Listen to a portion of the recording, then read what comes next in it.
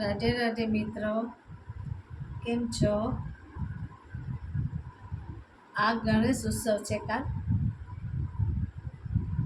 એટલે આ મેં આરતીની થાળી તૈયાર કરી છે. આજે માત્ર એક દિવસમાં જ મેં આ આરતીની થાળી તૈયાર કરી છે અને ઈશ્વરની કૃપાથી આ આરતીની થાળી તૈયાર થઈ ગઈ છે.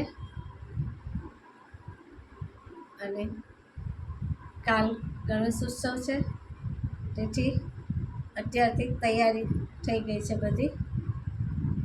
અને કાલ આપણે ગણપતિ બાપાની આગમન કાલ થશે અને કાલ આપણે દર્શન કરશું.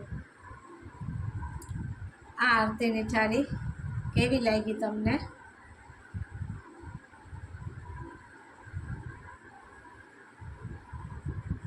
રાધે રાધે.